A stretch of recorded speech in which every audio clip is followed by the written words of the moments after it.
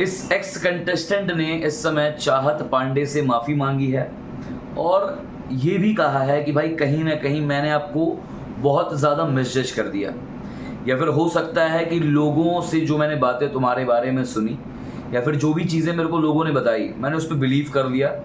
मेरे को तुमसे कन्फ्रंट करना चाहिए था, मेरे को चीज़ें तुमसे क्लियर करनी चाहिए थी। और अब जो इनका बयान है, अब जो इनकी बातें हैं, ये दर्शा रहा है कि भाई कहीं ना कहीं इवन शी लव्स चाहत पांडे नाउ।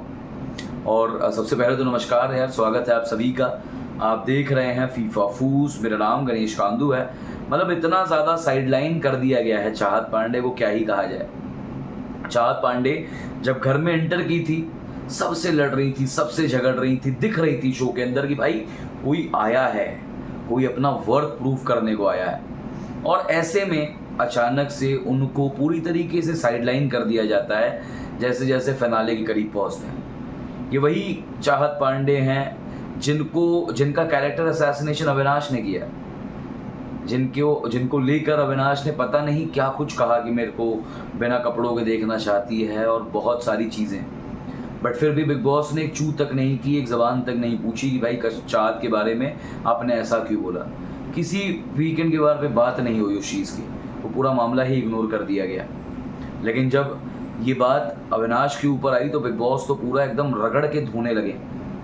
ऑल्दो ये सारी चीज़ें हैं, but I think one of the most misunderstood contestant of big boss 18 is चाहत पांडे।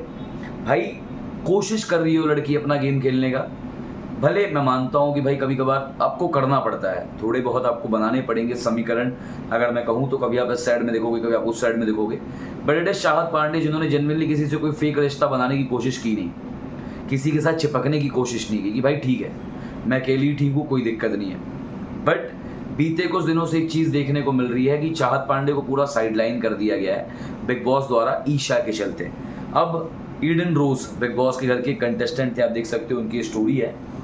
ईडन लिखती हैं lastly, Chahat Pandey you were always nice to me and when you had issues with my best friend I started distancing myself and passed comments that I shouldn't have because I listened to loose talk in the house about you and the said person which was completely wrong. Today when I see in my absence how you took care of Kashish, it makes me wonder why I never confronted you on things instead of passing judgment. I wholeheartedly apologize for what I said in the heat of the moment.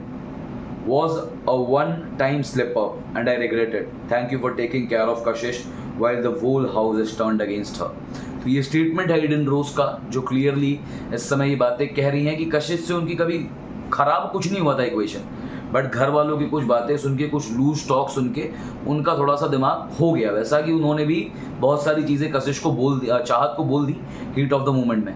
But अब वो realise कर रही हैं कि उन्होंने क्यों confront नहीं किया कभी चाहत से, कभी क्यों बात करने की कोशिश नहीं की, क्यों ऐसा हो गया।